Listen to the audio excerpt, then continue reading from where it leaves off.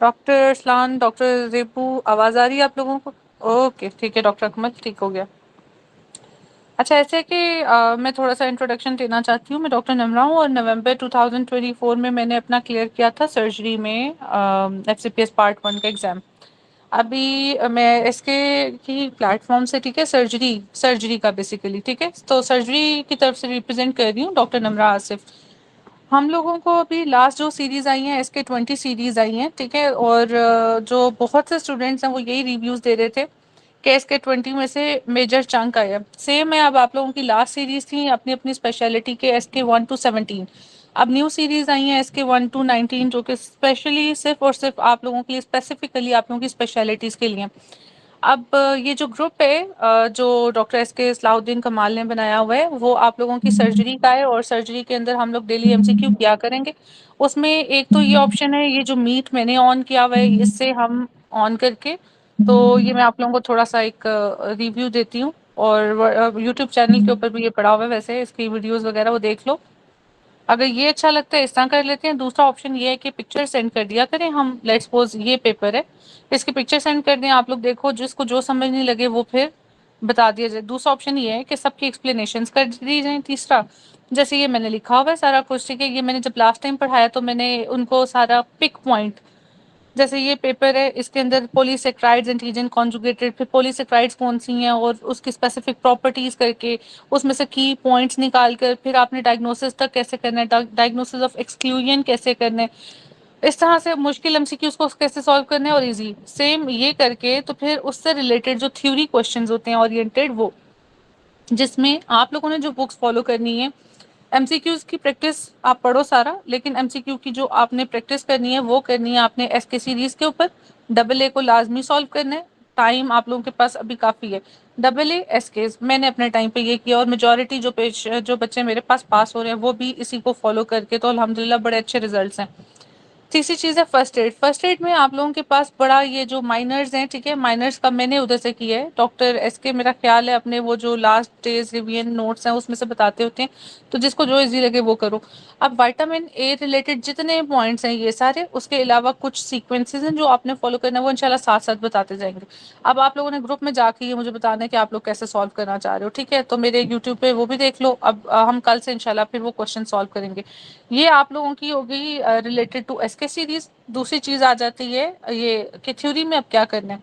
Theory में Rafi zone सी है उसको लाजमी देखना है आपने। रफ़ी ने सिर्फ वही क्वेश्चन जो आपके पेपर्स के अंदर हैं उनको वन लाइनर्स की फॉर्म में एक अच्छे तरीके से प्रेजेंट करके तो वो सॉल्व किए हुए हैं सारे के सारे।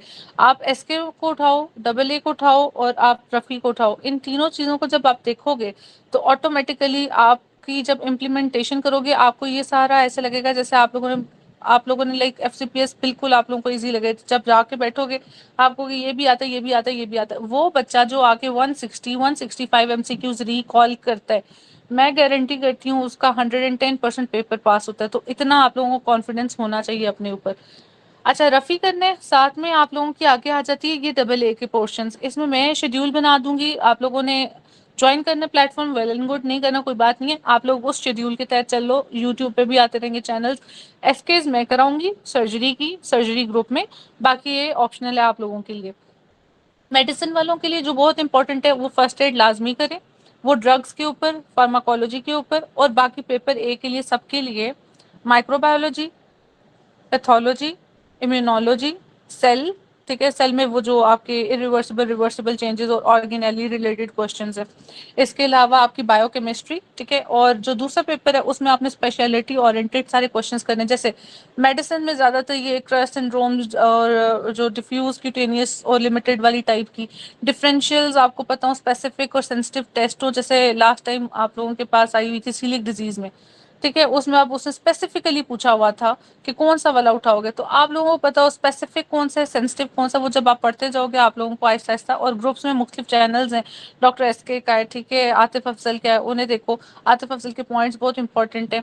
अच्छा मेडिसिन पे वापस आओ, तो मेडिसिन में आपकी लास्ट से लास्ट अटेम्प्ट में इंसुलिन, वो उसने इंसुलिन और डायबिटीज के ऊपर, तो बेसिकली थायराइड बहुत इंपॉर्टेंट है।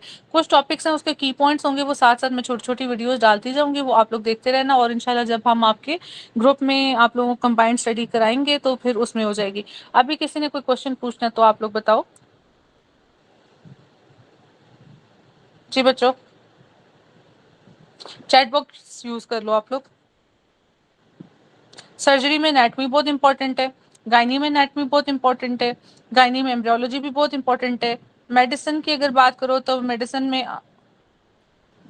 डॉक्टर अकमल मैं रेगुलर क्लासेस अपने दूसरे वाले ग्रुप में लूँगी, ठीक है। और इसमें जो उनसे मैं सिर्फ और सिर्फ जो सर्जरी वाला ग्रुप है उसमें मैं सर्जरी के पेपर्स आप लोगों को कराया करूँगी, SK1 2 जो अपना 19 सीरीज है ना उनको।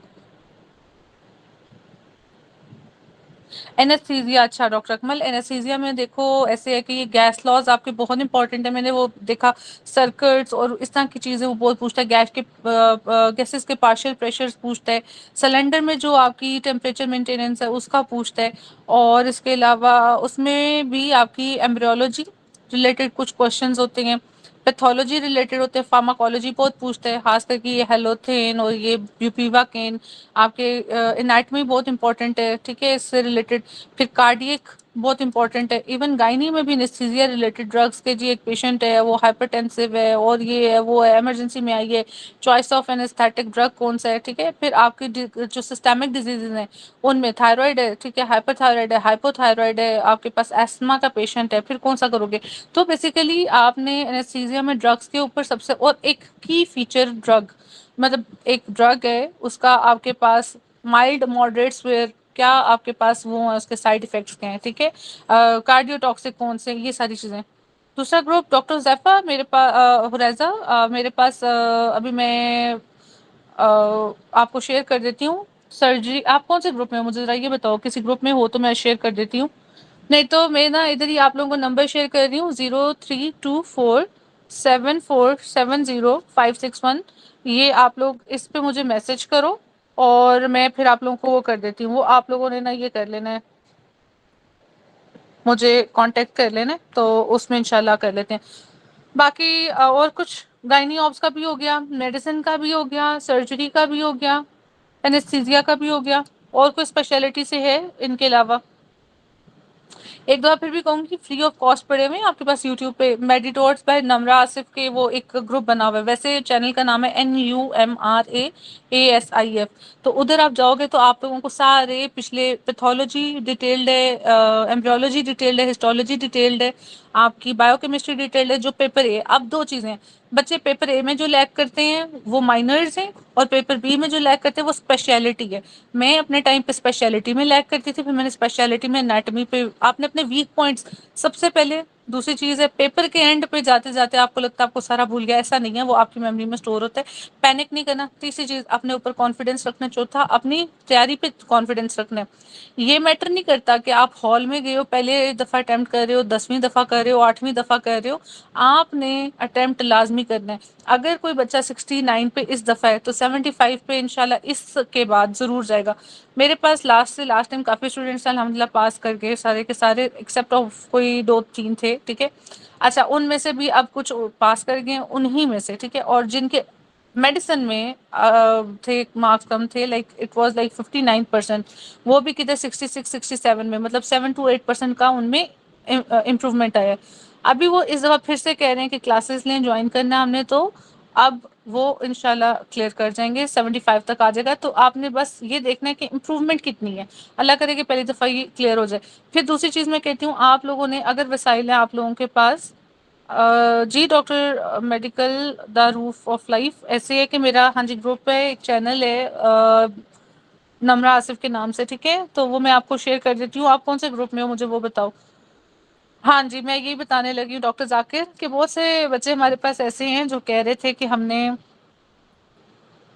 अच्छा डॉक्टर अकमल मैं आपका करती हूँ, तो जिन्हें मैंने कहा था कि आपने पेपर नहीं छोड़ना मगर आपने लाजमी लाजमी शेयर करना है वो, ठीक है, अपना ज्वाइन करना है FCPS, इस दफ़ा का पे करो अगर आप कर सकते हो तो, फाइनेंशियल इशू नहीं है, और इस दफ़ा काफ़ी अच्छा पेपर आया था।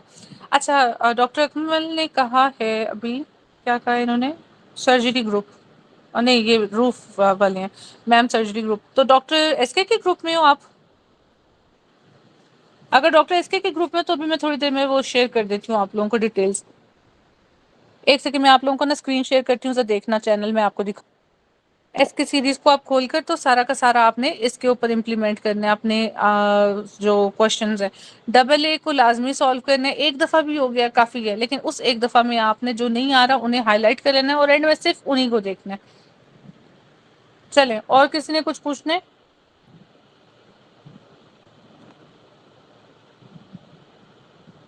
जी बच्चों, चलें ओरिएंटेशन क्लास अब खत्म